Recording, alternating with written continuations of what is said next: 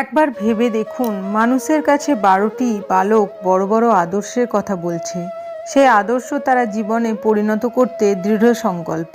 সবাই তখন হাসত। হাসি ক্রমে গুরুতর বিষয়ে পরিণত হলো। রীতিমতো অত্যাচার আরম্ভ হলো। ঠাট্টা বিদ্রূপ যতই প্রবল হয়ে উঠল, আমরা ততই দৃঢ় প্রতিজ্ঞ হয়ে উঠতে লাগলাম। ঠাকুর বলতেন, সকাল সন্ধ্যায় মন খুব সত্যভাবাপন্ন থাকে, তখনই এক মনে ধ্যান করতে হয়।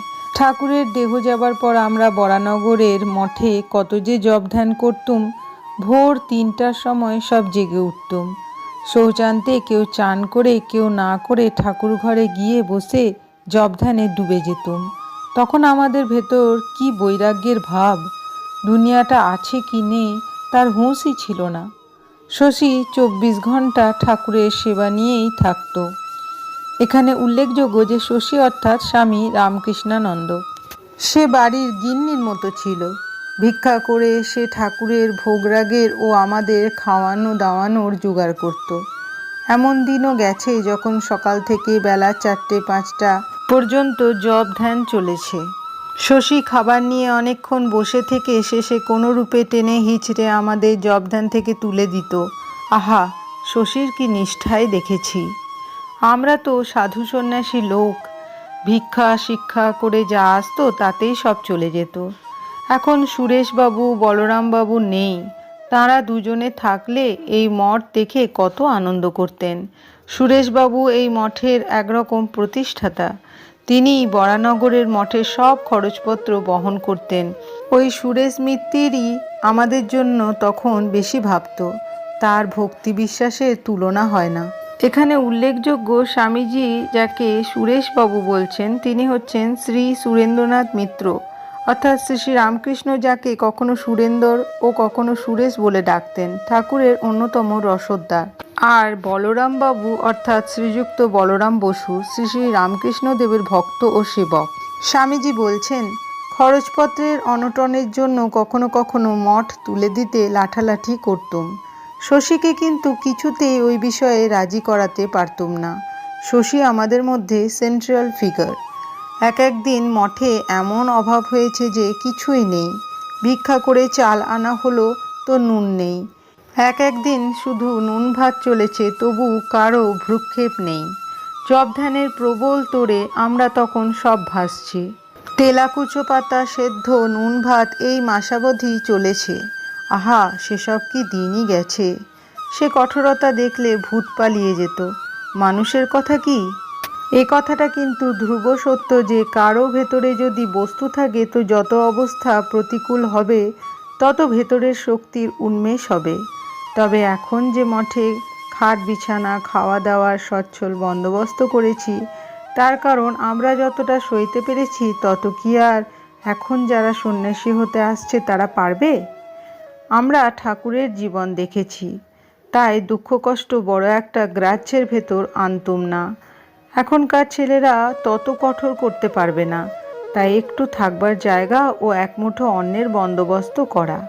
মোটা ভাত মোটা কাপড় পেলে ছেলেগুলো সাধন ভজনে মন দেবে এবং জীব হিতকল্পে জীবনপাত করতে শিখবে। স্বামীজিকে প্রশ্ন, মঠের এসব খাট বিছানা দেখে বাইরের লোক কত কি বলে।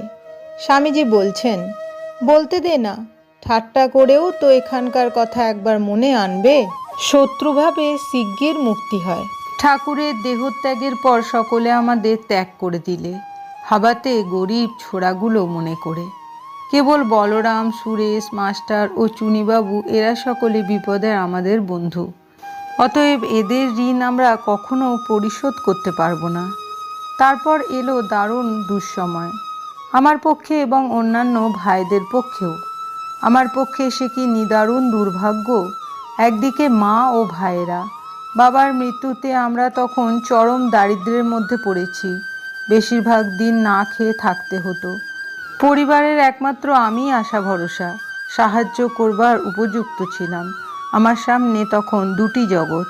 একদিকে মা ও ভাইদের না খেয়ে মরতে দেখতে হবে, অপরদিকে বিশ্বাস করতাম যে গুরুদেবের ভাবধারা ভারতের তথা জগতের পক্ষে কল্যাণকর। সুতরাং এই আদর্শ জগতে প্রচার করে কার্যে পরিণত করতেই হবে। দিনের পর দিন, মাসের পর মাস এই দ্বন্দ্ব চলল। কখনো কখনো 5-6 দিন ধরে অবিরত প্রার্থনা করতাম। সে কি হৃদয় বেদনা! আমি তখন দারুণ যন্ত্রণা অনুভব করছিলাম। তরুণ হৃদয়ের স্বাভাবিক স্নেহ আত্মীয়দের দিকে টানছে, অতি প্রিয়জনদের দুরবস্থা সহ্য করতে পারছি না। সহানুভূতি জানাবার একটি লোকও নেই। বালকের কল্পনার প্রতি কে সহানুভূতি দেখাবে? যে কল্পনার জন্য এত কষ্ট পেতে হয়, সেই কল্পনার প্রতি কেই বা সহানুভূতি জানাবে? একজন ছাড়া কেউই সহানুভূতি জানালো না। একজনের সহানুভূতি আশা ও আশীর্বাদ বহন করে আনলো। তিনি শ্রীরামকৃষ্ণের সহধর্মিণী। তিনি ওই বালকদের আদর্শের প্রতি সহানুভূতি পোষণ করতেন, যদিও কিন্তু তার কোনো আর্থিক সামর্থ্য ছিল না। আমাদের অপেক্ষা তিনি দরিদ্র ছিলেন। যাই হোক, আমরা সংগ্রামে ঝাঁপ দিলাম। আমি মনে প্রাণে বিশ্বাস করতাম যে এই ভাবধারা একদিন সমগ্র ভারতবর্ষকে যুক্তিপরায়ণ করে তুলবে এবং নানা দেশ ও নানা জাতির কল্যাণ সাধন করবে। এই বিশ্বাস থেকে স্থির বিশ্বাস জন্মালো যে এই স্বপ্ন নষ্ট হওয়া অপেক্ষা কয়েকজন লোকের দুঃখ বরণ করা ভালো। একজন মা ও 2টি ভাই যদি মরে কি আসে যায়? এও তো ত্যাগ। ত্যাগ করো। ত্যাগ ছাড়া কোনো মহৎ কার্য সম্পন্ন হয় না। বুক চিরে হৃৎপিণ্ড বার করতে হবে এবং সেই রক্তসিক্ত হৃদয় বেদিমূলে উৎসর্গ দিতে হবে। তবেই তো মহৎ কার্য সাধিত হতে পারে। অন্য কোনো পথ আছে কি? কেউ সেই পথ আবিষ্কার করতে পারেনি। আপনাদের মধ্যে যে কেউ কোনো মহৎ কার্য সাধন করেছেন, তাকেই ভেবে দেখতে বলি। সে কি বিরাট মূল্য! সে কি বেদনা! কি নিদারুণ যন্ত্রণা! প্রতিটি জীবনে, প্রতিটি সফলতার পিছনে কি ভয়ানক দুঃখ ভোগ! এইভাবে আমাদের সেই তরুণ দলটির দিন কাটতে লাগলো। চারপাশে সবার কাছে অপমান ও লাঞ্ছনাই পেলাম। দাঁড়ে দাঁড়ে ভিক্ষা করে অন্ন সংগ্রহ করতে হতো। এখানে ওখানে 2-1 টুকরো রুটি মিলত। একটি অতি পুরাতন ভগ্নপ্রায় বাড়ি বাসস্থান হিসেবে জুটল। তার তলায় গোখুরো সাপগুলি ফোঁস-ফোঁস করত। অল্প ভাড়ায় বাড়ি পাওয়ায় আমরা সেই গৃহে গিয়ে বাস করতে লাগলাম। এইভাবে কয়েক বছর অতিবাহিত হলো। ইতিমধ্যে ভারতের সর্বত্র পরিভ্রমণ করলাম। উদ্দেশ্য ক্রমশ এই ভাবধারা প্রচারের চেষ্টা। 10 বছর কেটে গেল। কোনো আলোক রেখা দেখতে পেলাম না। বারবার হতাশা আসলো। কিন্তু একটা জিনিস আমাদের সর্বদা আশান্বিত রেখেছিল। সেটি পরস্পরের প্রতি আমাদের অগাধ বিশ্বাস ও গভীর ভালোবাসা। প্রায় 100 নরনারী আমার চারপাশে রয়েছে। কাল যদি আমি সাক্ষাৎ শয়তান হয়ে যাই, তবু তারা বলবে, আমরা এখনও আছি। আমরা তোমাকে কখনোই ত্যাগ করব না। এই ভালোবাসাই আমার পরম আশীর্বাদ। সুখে দুঃখে, দুর্ভিক্ষে, যাতনায়, শ্মশানে, স্বর্গে বা নরকে যে আমাকে কখনোই ত্যাগ করে না, সেই তো বন্ধু। এ বন্ধুত্ব কি তামাশা? এমন বন্ধুত্বের শক্তিতে মোক্ষ লাভও সম্ভব। আমরা সবাই যদি এমনভাবে ভালোবাসতে পারি, তবে এই ভালোবাসায় আমাদের মুক্তি এনে দেবে। এই বিশ্বস্ততার মধ্যেই একাগ্রতার নির্যাস নিহিত। যদি কারুর সেই বিশ্বাস, সেই শক্তি, সেই ভালোবাসা থাকে, তবে জগতে তার কোনো দেবার্চনার প্রয়োজন নেই। দুঃখের সেই দিনে এই ভালোবাসায় আমাদের হৃদয়ে সদা জাগ্রত ছিল। সেই ভালোবাসায় আমাদের হিমালয় থেকে কন্যাকুমারী এবং সিন্ধু থেকে ব্রহ্মপুত্র পর্যন্ত পরিচালিত করেছিল। তরুণ দলটি এইভাবে সমগ্র ভারতে পরিভ্রমণ করতে লাগলো। ধীরে ধীরে আমরা সবার দৃষ্টি আকর্ষণ করতে লাগলাম। শতকরা 90% ক্ষেত্রেই বিরুদ্ধাচরণ পেলাম। সাহায্য এলো অতি অল্প ক্ষেত্রে। কারণ একটা দোষ আমাদের ছিল, আমরা ছিলাম দুঃখ দারিদ্র্যে রুক্ষচিত্ত। জীবনে যাকে নিজের পথ নিজেই করে নিতে হয়, সে একটু রুক্ষ হয়। শান্ত, কোমল ও ভদ্র হবার, ভদ্র মহোদয় ও মহোদয়া ইত্যাদি বলবার মতো পর্যাপ্ত সময় তার থাকে না। সকলের জীবনে ওটা লক্ষ্য করা যায়। এই ধরনের মানুষ যেন অযত্নরক্ষিত অমসৃণ হীরকখণ্ড। আমরা ঠিক সেই রকম ছিলাম। কোনো আপোষ চলবে না, এই ছিল আমাদের মূল মন্ত্র। এটাই আদর্শ এবং এ আদর্শ কাজে পরিণত করতে হবে জীবন দিয়ে। রাজার কাছে যেমন এ আদর্শ প্রচার করব, চাষার কাছেও তেমনই এ আদর্শ তুলে ধরব। স্বভাবতই আমরা বিরোধিতার সম্মুখীন হলাম, কিন্তু মনে রাখতে হবে এটাই জীবনের অভিজ্ঞতা। যদি কেউ যথার্থই পরের মঙ্গল কামনা করে, বিশ্বজগৎ তার বিরুদ্ধে দাঁড়িয়েও কিছুই করতে পারবে না। আপনার শক্তির কাছে তারা পরাস্ত হবেই। যদি কেউ আন্তরিক ও প্রকৃতই নিঃস্বার্থ হয়, স্বয়ং ঈশ্বরের সমস্ত শক্তি তার মধ্যে জাগ্রত থেকে সমস্ত বাধা বিপত্তি চূর্ণ বিচূর্ণ করবে। সেই বালকের দলটি এমনই ছিল। তারা ছিল শিশুর মতো প্রকৃত রাজ্যের সদ্য প্রস্ফুটিত পবিত্র প্রাণ। গুরুদেব বলতেন, ভগবানের বেদিমূলে আমি অনাঘ্রাত পুষ্প ও অস্পৃষ্ট ফলই নিবেদন করতে চাই। মহাপুরুষের সেই বাণী আমাদের সঞ্জীবিত করত। বলতে গেলে কলকাতার পথে তিনি যেসব বালককে কুড়িয়ে পেয়েছিলেন, তাদের ভবিষ্যৎ তিনি স্পষ্ট দেখতে পেতেন। এই ছেলেটি বা ওই ছেলেটি ভবিষ্যতে কি হয় দেখো। তার এই ধরনের কথা শুনে লোকে ঠাট্টা করত। অবিচলিত বিশ্বাসে তিনি বলতেন, মা আমাকে এটা দেখিয়ে দিয়েছেন। আমি নিজে দুর্বল হতে পারি, কিন্তু মা যখন এরকম বলেছেন, তখন তার ভুল হওয়া কখনোও সম্ভব নয়। এরকম হবেই। 10টি বৎসর কোনো আশার আলো ছাড়াই কেটে গেল। ইতিমধ্যে আমার শরীর ভেঙে পড়তে লাগলো। কখনো রাত্রি 9টায় একবেলা আহার, কখনো ভোরে 8টায় একবেলা আহার, তাও আবার 3 দিন পরে, এবং সর্বদাই অতি সামান্য কদর্য অন্ন। পরিণামে শরীরের উপর প্রতিক্রিয়া দেখা দিল। ভিখারিকে কেই বা ভালো খাবার দেয়? আবার ভালো জিনিস দেবার সামর্থ্য ভারতবাসীর নেই।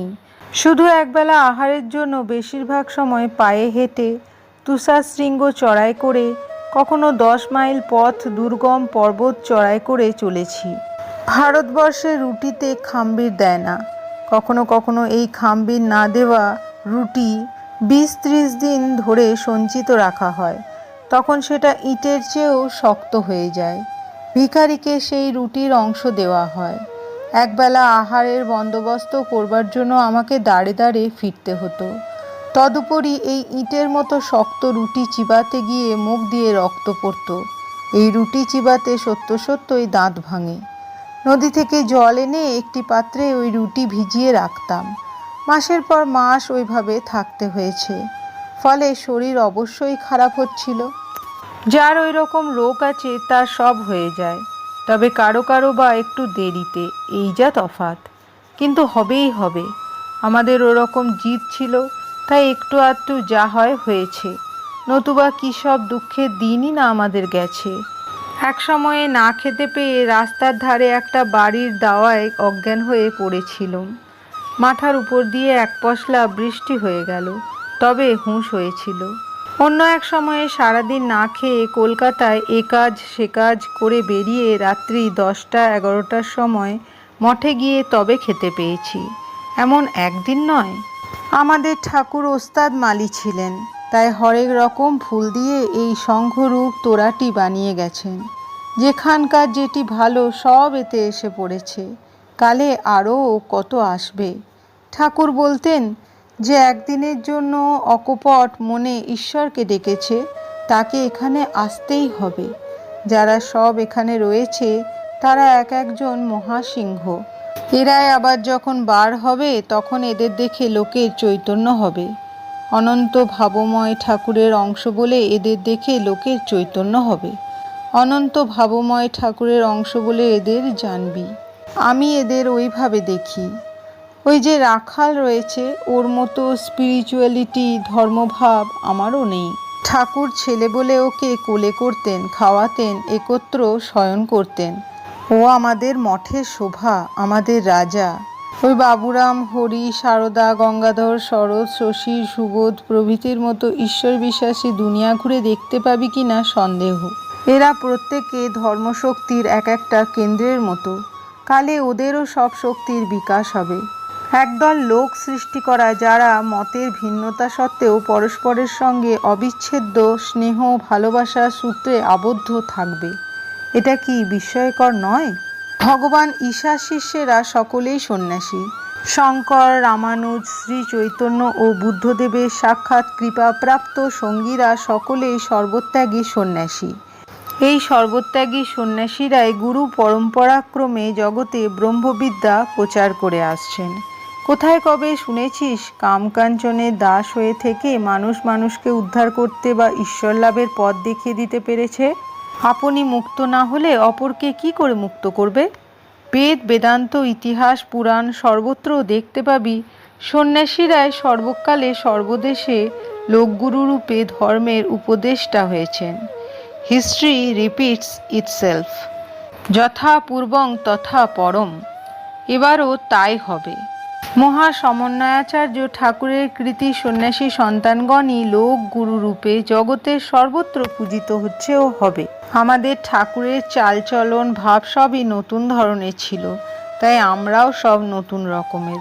কখনো সেজেগুজে বক্তৃতা দিই, আবার কখনো হর হর বোম বোম বলে ছাই মেঘে পাহাড় জঙ্গলে ঘোর তপস্যায় মন দিই।